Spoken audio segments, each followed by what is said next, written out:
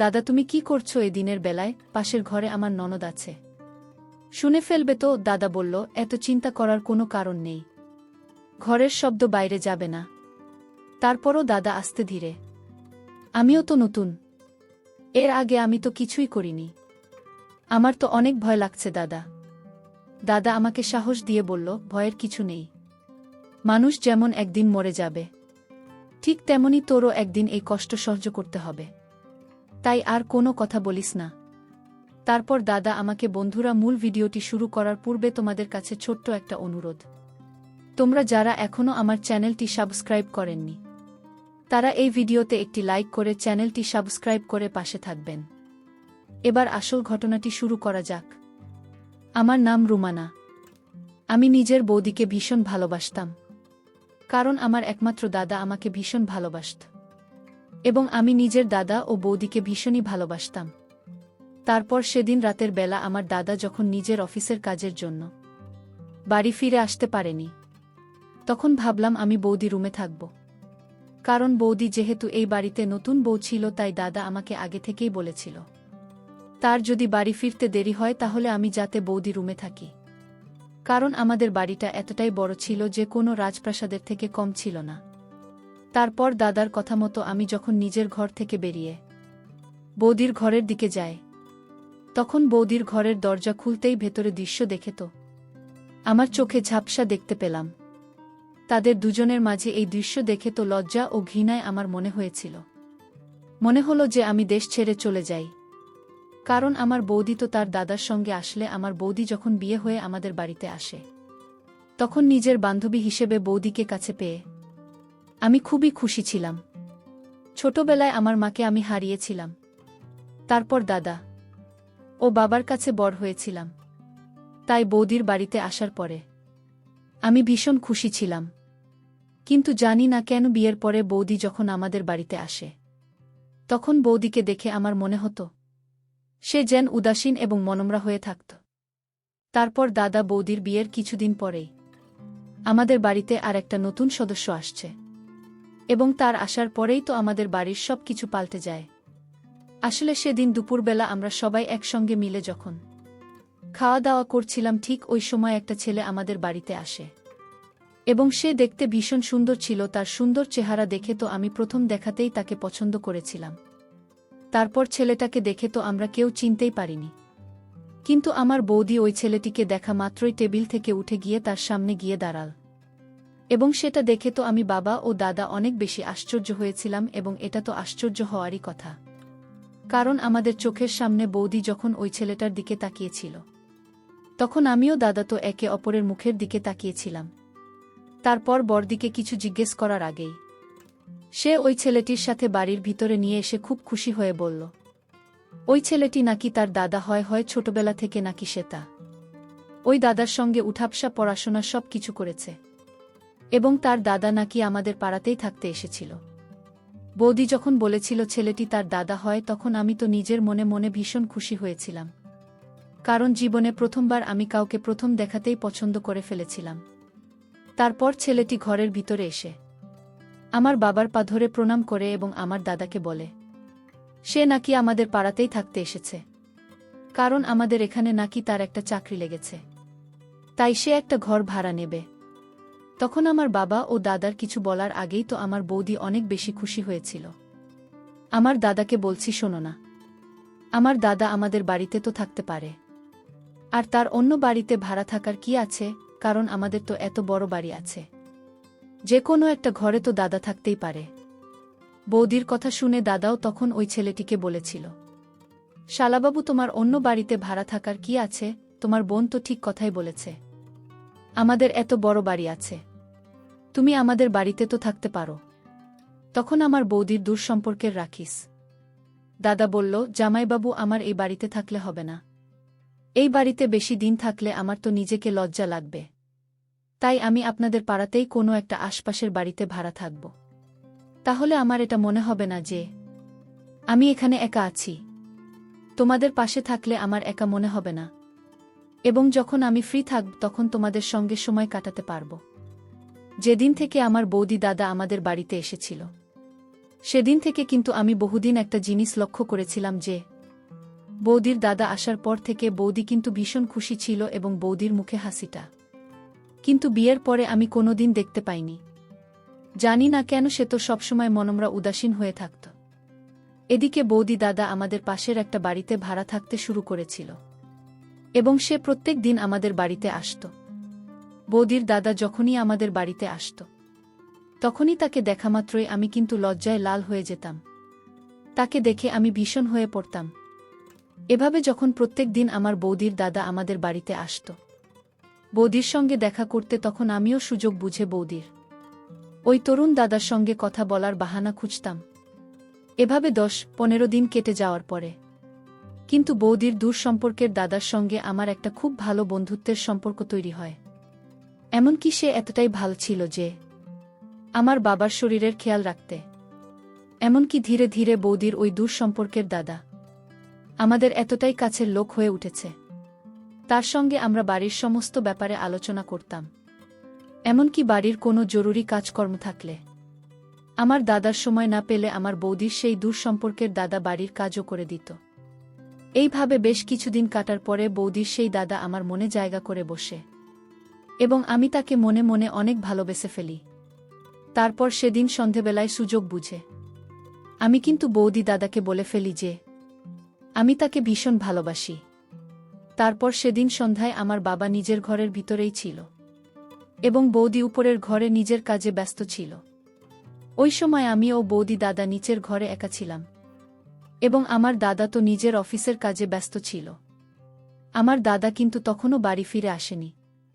তারপর সুযোগ বুঝে আমি যখন বৌদির দাদাকে নিজের মনের কথা বলে ফেলি তখন সে অনেক খুশি হয়ে আমাকে বলল, রুমানা, আজ তুমি আমার মনের কথা বলে ফেলেছ। আসলে প্রথম দেখাতেই আমিও তোমাকে পছন্দ করেছিলাম, কিন্তু আমি সাহস করে এতদিন ধরে তোমাকে কিছু বলতে পারিনি যে আমিও তোমাকে ভীষণ ভালোবাসি এবং তোমাকে বিয়ে করতে চাই। তারপর আমি ও বৌদি দাদা নিজের আবেগ ধরে রাখতে না পেরে আমরা অনেক বেশি কিছু করে ফেলি। জানি না সেদিন আমার বাবা ও দাদার কথা ভুলে গিয়ে কিভাবে বিয়ের আগে আমি এত বড় ভুল কাজ করতে পেরেছিলাম যে এই ভুলের শাস্তি আমাকে আজও পেতে হচ্ছে। সেদিনের পর থেকে যখনই আমার বৌদির দাদা বাড়িতে আসত, বৌদির সঙ্গে দেখা করত, তখনই আমি তার সঙ্গে লুকিয়ে দেখা করতাম এবং আমরা দুজনে ভালোবাসার কথা বলতাম। আমার বাড়ির লোক তো কেউ এই ব্যাপারে কিছুই জানত না যে আমরা দুজন একে অপরকে পছন্দ করতে লেগেছিলাম। এদিকে যখনই রাকিস আমাদের বাড়িতে আসত তখনই সে আমার সঙ্গে লুকিয়ে দেখা করার পরে আবার আমার বৌদির ঘরের ভিতরে চলে যেত। তারপর জানি না সে ঘন্টার পর ঘন্টা আমার বৌদির ঘরের ভিতরে না জানি কি করত। আমরা তো এটাই ভাবতাম যে বৌদি তার বাপের বাড়ির একজনকে পেয়ে খুব খুশি আছে, তাই সে ঘরের ভিতরে দরজা লাগিয়ে তার ও দাদার সঙ্গে গল্প করে। কিন্তু সেদিন আমি যখন বৌদিকেও রাকেশকে ডাকতে বৌদির ঘরের ভিতরে যায় তখন তাদের ঘরের দরজা খুলতেই তো আমার মাথায় যেন আকাশ ভেঙে পড়ে। ওই সময় তাদেরকে ওই অবস্থায় দেখে কিছুক্ষণের জন্য হলেও আমি তাদের উপরে সন্দেহ করেছিলাম। আসলে আমি যখন বৌদির ঘরের দরজা খুললাম তখন দেখলাম আমার বৌদির ঘরে তার দাদার সঙ্গে খুব হাসাহাসি করছিল, তাও দুজন একই বিছানাতে। বৌদির দাদা আমাকে রাখে আমার বৌদির মালিশ করে দিচ্ছিল, কারণ তার দাদার নাকি মাথায় প্রচণ্ড ব্যথা। তারপর আমাকে দরজায় দাঁড়িয়ে থাকতে দেখে বৌদি বলল, আরে রুমানা, ভিতরে আয়, দেখ না, আমার মাথায় ভীষণ ব্যথা ছিল, তাই রাকেশ আমার মাথায় মালিশ করে দিচ্ছে। বৌদির কথা শুনে আমি তখন মুচকি হেসে নিজের মনের নিচে সন্দেহটাকে দূর করে তাদেরকে বললাম, ঠিক আছে, তোমরা নিচে চলে এসো, আজকে দুপুরের খাবার প্রস্তুত আছে। আসলে আমি বৌদিকে এতটাই ভালোবাসতেন যে আমি নিজের কষ্টের দিকটা না ভেবেই তার কাজের চাপ কম করার জন্য আমি প্রত্যেক দিন দুপুরের খাবারটা রান্না করতাম, যাতে বহুদিনই যে একটু আরাম করতে পারে সেদিন দুপুরের খাবারটা রাখে আমাদের বাড়িতে খেয়েছিল। সে তো বেশিরভাগ দিন আমাদের বাড়িতেই খাবার খেত, এমনকি সে রাত্রিবেলাতেও মাঝে মধ্যে লুকিয়ে আমাদের বাড়িতে আসত এবং আমার সঙ্গে দেখা করত। কিন্তু ধীরে ধীরে আমার এটা দেখে খুব আশ্চর্য লাগত যে রাকেশ প্রত্যেক দিন আমার সঙ্গে দেখা করার পরে বৌদির ঘরের ভিতরে ঢুকে ঘন্টার পর ঘন্টা দরজা লাগিয়ে তারা না জানি এমনকি কথা বলত।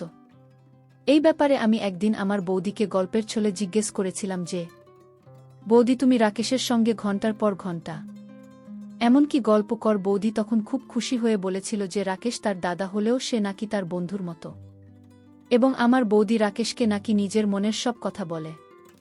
তাই আমি তাদেরকে আর কোনোদিন সন্দেহ চোখে দেখিনি। কিন্তু এমন নয় যে আমি কোনোদিন তাদেরকে আগের সন্দেহ করিনি। প্রথমে কিন্তু আমার তাদের দুজনের উপরে অনেক সন্দেহ হয়েছিল। তাই আমি বেশ কিছুদিন লুকিয়ে তাদেরকে দেখার চেষ্টা করেছিলাম যে বৌদি তার দাদার সঙ্গে প্রত্যেকদিন ঘরের ভিতরে ঢুকে এমন কি করে বা কী কথা বলে।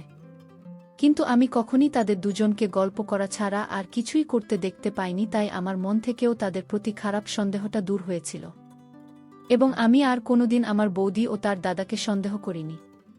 এমনকি আমার দাদা তো বৌদি ও রাকেশকে চোখ বন্ধ করে অন্ধের মতো বিশ্বাস করত।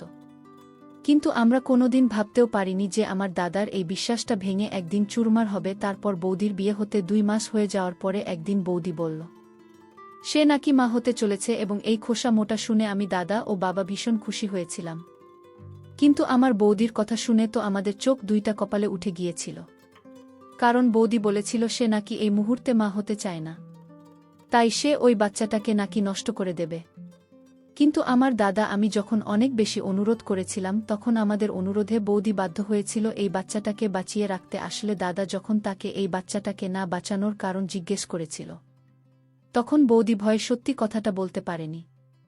তাই বাধ্য হয়ে মা হওয়ার সিদ্ধান্তটা বৌদিকে বাতিল করতে হয়েছিল। এদিকে রাকেশের সঙ্গে আমার ভালোবাসার সম্পর্ক যখন আরও অনেক বেশি গভীর হয়ে যায়, তখন কিন্তু আমি বাবাকে বলেছিলাম যাতে বাবা রাকেশের সঙ্গে আমার বিয়ের ব্যাপারে কথা বলে। তারপর বাবা যখন জানতে পেরেছিল আমিও রাকেশ একে অপরকে ভালোবাসে এবং আমরা বিয়ে করতে চাই, তখন বাবা কিন্তু কোনোরকম বাধা বিপত্তি জানায়নি, কারণ বাবা নিজে রাকেশকে খুব পছন্দ করত। তারপর সেদিন সন্ধেবেলায় যখন দাদা বাড়ি ফিরে এসেছিল তখন বাবা আমার দাদাকে আমার রাকেশের ব্যাপারে বলেছিল। তখন দাদা এটা শুনে খুশি হয়েছিল যে আমি রাকেশকে বিয়ে করতে চাই, কারণ আমার দাদাও এটা চেয়েছিল যে আমার বিয়ে রাকেশের সঙ্গে হলেই তো ভালো হবে।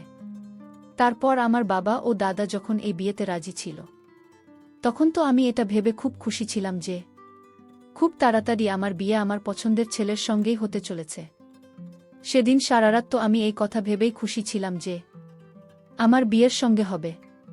কিন্তু পরের দিন সকালবেলা আমার দাদার অফিস চলে যাওয়ার পরে বৌদি অনেকে রেগে গিয়ে আমার ঘরে এসে বলেছিল, রুমানা তোর কি মাথা খারাপ হয়ে গেছে? তুই রাকেশের সঙ্গে বিয়ে করার কথা ভাবলে কি করে? তুমি কি আর কোনো ছেলে পেলে না? বৌদির কথা শুনে তো আমি অনেক বেশি অবাক হয়ে তার দিকে তাকিয়ে বললাম, বৌদি তোমার কি হয়েছে? তুমি এত বেশি রাগ করছো কেন? কেন রাকেশ কি ভালো ছেলে নয়? তার সঙ্গে বিয়ে করলে অসুবিধে কি? বৌদি তখন আমাকে যা বলেছিল সেটা শুনে তো আমার পায়ের তলা থেকে যেন মাটি সরে গিয়েছিল। কারণ বৌদি বলেছিল রাকেশের নাকি একটা অন্য মেয়ের সঙ্গে প্রেম রয়েছে, বৌদির মুখ থেকে রাখে। সে ব্যাপারে ওই কথা শুনে তো আমি বিশ্বাস করতে পারিনি যে রাকেশ আমাকে ঠকাচ্ছিল। তারপর বৌদির কথা শুনে সেদিন রাকেশের সঙ্গে আমি এ ব্যাপারে কথাও বলেছিলাম। রাকেশ আমার মুখ থেকে সবকিছু শোনার পরে আমার মাথায় হাত রেখে দিবি করে বলেছিল যে সে নাকি শুধুমাত্র আমাকে ভালোবাসে। কিন্তু আমি তো এটা বুঝতে পারছিলাম না যে এখানে মিথ্যে কথা তাহলে কে বলছিল বুঝি না। বৌদি দাদা রাখে যদি সত্যি কথা বলছিল তাহলে বৌদি কেন আমাকে রাকেশের ব্যাপারে এত বড় মিথ্যে কথা বলেছিল? আমি যখন প্রথমে রাকেশের কথায় বিশ্বাস করতে চাইনি তখন রাকেশ আমাকে বলেছিল, রুমানা তোমার যদি আমার কথায় ভরসা না হয় তাহলে আমি কিন্তু এক্ষুনি তোমার সঙ্গে বিয়ে করতে রাজি আছি। আর আমি জানি না তোমার বৌদি কেন আমার ব্যাপারে এত বড় মিথ্যা কথা তোমাকে বলেছে। আমি যদি অন্য মেয়েকে ভালোবাসতাম তাহলে তোমার সঙ্গে প্রেম তৈরি করতাম। তারপর রাকেশ ভরসা দেওয়ার জন্য সেদিন মন্দিরে নিয়ে গিয়ে আমার সঙ্গে বিয়ে করেছিল, এবং আমিও আবেগের বশে রাকেশকে বিয়ে করেছিলাম। বিয়ে করে সেদিন সন্ধেবেলায় যখন আমরা বাড়ি ফিরে আসি তখন দাদা ও বৌদি আমাদের দুজনকে স্বামী ও বন্ধু অবস্থায় দেখেন অনেক বেশি অবাক হয়েছিল। দাদা তো অনেক রেগে বলেছিল, রোমান হতো এইভাবে আমাদেরকে না জানিয়ে বিয়ে করার কি ছিল? আমি তখন দাদাকে বলেছিলাম, দাদা আমি তো তোমাকে না জানিয়ে বিয়ে করিনি, তোমরা তো সব কিছু জানতে যে আমি রাখে একে অপরকে কতটা ভালোবাসি, এবং আমি নিজেই তোমাকেও বাবাকে এই কথা বলেছিলাম। তারপরেও তো তুমি রাকেশের সঙ্গে আমার বিয়ের ব্যাপারে কোনো কথা বলেনি। আর তুমি আমাকে প্রশ্ন না করে তোমার বুকে প্রশ্ন করো যে তোমার বুকে যেন আমাকে রাকেশের ব্যাপারে এত বড় একটা মিথ্যে কথা বলেছিল। বৌদি তখন আমার কাছে এসে অনেক রেগে গিয়ে আমার গালে একটা থাপ্পড় মেরে বলেছে, তুই কি জানিস রাকেশের ব্যাপারে কোনো কিছু না জেনে শুনে কেন তুই এই ছেলেটাকে বিয়ে করে নিলি এত বড় একটা সিদ্ধান্ত নেওয়ার আগে? তুই একবারও আমাকে বলার প্রয়োজন মনে করি না। আমি তখন বৌদিকে বলেছিলাম, রাকেশ তো তোমার দাদা কম এবং বন্ধু বেশি হয়, তাহলে তুমি কেন চাও না যে তোমার অত ভালো বন্ধু রাকেশের সঙ্গে আমার বিয়ে হোক? বৌদি তখন আমাকে একটাই কথা বলেছিল যে দেখ রুমানা, আমি তোকে এখন কিছু বলতে পারবো না, কিন্তু তুই পরে অনেক প্রস্তাবী, তখন কিন্তু আর কিছু করার থাকবে না। বৌদি এই কথাটা বলে রাগ করে উপরে চলে গেছিল এবং দাদা ও বৌদির পিছনে উপরের ঘরে চলে গিয়েছিল। আমি তো কিছুই বুঝতে পারছিলাম না যে রাকেশ যখন আমার বৌদির এত ভাল দাদা ছিল, তাহলে আমার বৌদি কেন চাইনিজ আমার বিয়ে রাকেশের সঙ্গে হয়, তারপর বিয়ের 7 দিনের মধ্যে। কিন্তু রাকেশ আমার সঙ্গে এতটাই খারাপ ব্যবহার শুরু করেছিল যে আমার তো তার ব্যবহার দেখে আমি অনেক কষ্ট পেয়েছিলাম। আমার কাছে জমানো টাকাগুলো ছিল, তার মধ্যে 5 লাখ টাকার মধ্যে আমার স্বামী কিন্তু গত 7 দিনের মধ্যেই সেই টাকা শেষ করে ফেলেছিল। জানি না সে এত টাকা কোথায় খরচ করেছিল। তারপর সেদিন রাত্রিবেলা যখন আমি আলমারি খুলে দেখি যে আমার লকারে তো 1 টাকাও নেই, তখন আমি বলের কাছেই 5 লাখ টাকার হিসেব চেয়েছিলাম। তখন স্বামী আমার গালে থাপ্পড় মেরে বলেছিল, তুই আমার কাছে টাকার হিসেব চাস? তোর সাহস কি করে হলো? আর এমনিতেও আমার এখন আরও 1 লক্ষ টাকার দরকার আছে, তাই আমাকে এক্ষুনি 1 লক্ষ টাকা বের করে দেয়। আমি তখন বলেছিলাম, কোথা থেকে দেব তোমাকে? যে টাকা আমার কাছে জমানো টাকা ছিল, সেই টাকাগুলো তুমি সব শেষ করে দিয়েছে, আমার কাছে আর টাকা নেই। এই কথাটা শুনে সে আমাকে আবার মারতে শুরু করেছিল। তারপর সেদিন আমার স্বামী যখন আমাকে মারধর করেছিল, তখন আমার বৌদি ঘরের ভিতরে এসে শয়তানের হাত থেকে আমাকে বাঁচিয়েছিল। সেদিন আমি বৌদিকে জড়িয়ে ধরে অনেক কেঁদেছিলাম, কারণ সেদিন আমি বুঝতে পেরেছিলাম যে বৌদি কেন তার দাদার সঙ্গে আমার বিয়ে দিতে চায়নি। তারপর রাকেশকে আমার বৌদি বলেছিল, তোর যত টাকার প্রয়োজন হবে আমার কাছ থেকে নিয়ে যাবি, কিন্তু রুমানাকে কিছু বলবি না, না হলে কিন্তু আমার থেকে খারাপ আর কিছু হবে না।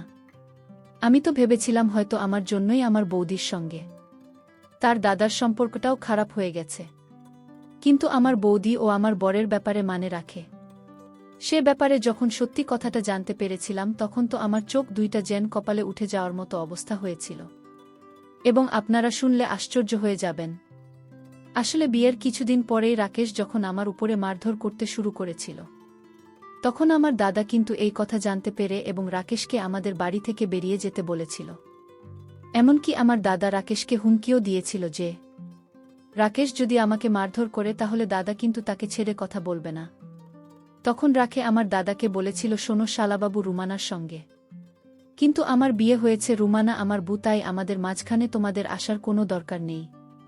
সেদিন কিন্তু আমার দাদা অনেকে রেগে গিয়ে আমার স্বামীকে ধাক্কা মেরে বাড়ি থেকে বের করে দেওয়ার চেষ্টা করেছিল, কিন্তু আমার স্বামী এতটাই নির্লজ্জ ছিল যে সে ওই মুহূর্তে আমার দাদাকেও আঙুল দেখিয়ে বলেছিল যে এই বাড়ি থেকে আমি একা যাব না, তো আমি বাড়ি থেকে বেরিয়ে গেলে আমার বুকেও সঙ্গে করে নিয়ে যাব এবং তাকে আমার সঙ্গে করে নিয়ে যাওয়ার পুরো অধিকার আছে। আর রুমানা যদি আমার সঙ্গে না যায় তাহলে আমিও কিন্তু এই বাড়ি ছেড়ে কোথাও যাব না। সেদিন আমি বুঝে গিয়েছিলাম যে ওই শয়তানকে বিয়ে করে তো আমি নিজের জীবনটাকে শেষ করে দিয়েছি, কিন্তু আমি যদি দাদার বাড়িতে থাকি তাহলে সে তাদেরকে শান্তিতে থাকতে দেবেন না। আর এমনিতেও আমার বৌদিমা হতে চলেছিল, তাই আমি চাইনি যে ওই অবস্থায় আমার বৌদি মানসিক দিক দিয়ে অসুস্থ হয়ে পড়ে। তাই আমি আমার স্বামীকে বলেছিলাম, আমি তোমার সঙ্গে গেলে তুমি এখান থেকে যেতে রাজি আছো তো? তাহলে আমিও তোমার সঙ্গে এখান থেকে যেতে রাজি আছি, অন্ততপক্ষে আমার দাদা ও বৌদি তো শান্তিতে থাকতে পারবে। আমি যখন আমার বরের সঙ্গে বাবার বাড়ি ছেড়ে চলে যেতে রাজি হয়েছিলাম, তখন আমার বৌদিকে দেখে আমার হাতে পায়ে ধরে বলেছিল, রুমানা তুই এখান থেকে কোথাও যাবি না, তুই এখানে থাকবি, আমি এই শয়তানটাকে বাড়ি থেকে বের করব। কিন্তু আমি তাদের কোনো কথা শুনিনি। আমি ওই শয়তানের সঙ্গে তার বাড়িতে চলে এসেছিলাম। কিন্তু সেখানে আসার পরে তো স্বামী। কিছুদিন পর আমার বৌদির বাড়িতে আমার স্বামী গেল। তারপর আমি তার পিছু পিছু গেলাম। আসলে আমি যে তার পিছু নিয়েছিলাম সেটা জানত না। তারপর আমি আগেই বৌদির ঘরে লুকিয়েছিলাম। তারপর আমার স্বামী যখন বৌদির ঘরে ঢুকল, তখন আমি তাদের দৃশ্য দেখে অবাক হয়ে গিয়েছিলাম। কারণ আমার স্বামী তো বুদির সঙ্গে না, আর ভাবতেই পারছি না। তারপর তাদের দুজনের সেই দৃশ্য আমি দেখে ফেলাই। তারা চমকে উঠল। বুদি তখন বলল, আসলে ও আমার দাদা নয়, ও আমার পুরাতন প্রেমিক ছিল। বন্ধুরা, আজকের গল্পটা এখানেই শেষ করলাম। ভালো লাগলে চ্যানেলটি সাবস্ক্রাইব করে পাশে থাকবেন। ধন্যবাদ।